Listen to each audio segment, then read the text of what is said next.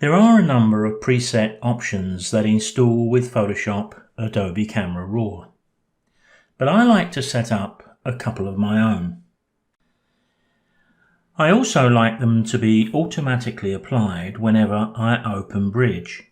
It just makes browsing images a slightly better experience.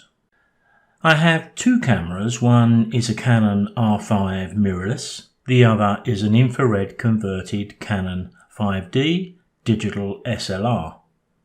I can accommodate both cameras. Let's take a look at the infrared images first. Here in Adobe's Bridge is a mixed batch of images that I've put into a folder for this particular video. The infrared images are along the top there. You can see those in pink. We can pick any one, but the first stage is to open up one of them. Let's open up this one here. The first thing I'd like to apply here is in the optics. I want to tick both boxes to remove chromatic aberration and also use the profile corrections.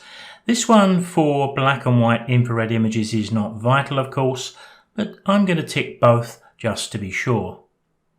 Then I'm going to go to my basic tab just above. I'm going to click black and white and click the auto button. Now I'm going to go to the presets here and open them up. Now we can see all of the presets that come with the software, but what I want to do here is to go up to the top right, click the option to create a preset. I need to give it a name, and I think infrared is the best choice here. I'm going to stay with the group user presets, but we do have the opportunity to create a new group if we need it. And because I've already selected all of the settings I require, I don't have to worry about any of these at all. I'm going to click OK. Now I'm going to close down this image from Adobe Camera Raw. I'm going to open up one of those from the Canon R5 mirrorless camera. Now here I need to do exactly the same, so I've ticked both of the boxes in the optics section. And here I can avoid the black and white, of course, but I want to click the auto button. Then I can create my preset. So this one I'll call Canon R5. Once again, same options as before. I know exactly what I'm going to apply, so I just need to click OK. Now maybe I should answer the question, why have I set up an auto setting? A couple of reasons. One is that these settings are going to be my starting point for any image that I wish to work on. And because these settings are not cast in stone anyway, because they're raw images. Now if I can draw your attention to the topmost part of this window, you can see the two presets that we've just made. Now if I mouse over any one of those, the effect will be shown to us, but if I move away, it'll return to the original. To apply it, all I need to do is to click the preset. But notice the little star just to the left. What we need to do is to click that star, and we need to do the same with the Canon R5.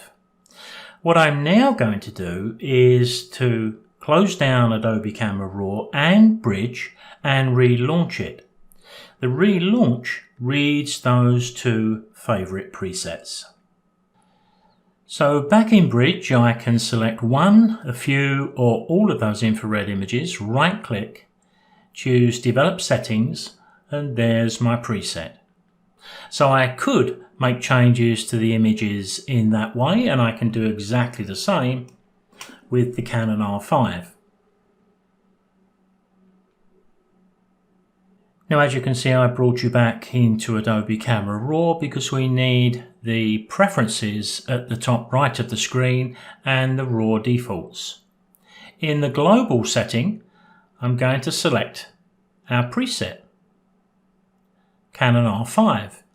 So it's always going to apply the preset for the Canon R5 unless I want to override that setting for a specific camera. So I'm going to tick the box. There's my EOS 5D Mark II. It's already there, but I would select it from here. Choose Preset, Favorites and Infrared. Click OK. And now what I'm going to do is to close this down and reopen Bridge, and you'll see the effect. Now here I'm in Photoshop just for a moment because I want you to see me launch Bridge. And you can see that the whole thing opens up. But there you can see the presets were applied. Any folder of images that I open up within Bridge will be treated the same, and of course those settings are retained when we open the image into Adobe Camera Raw. I'll see you next time.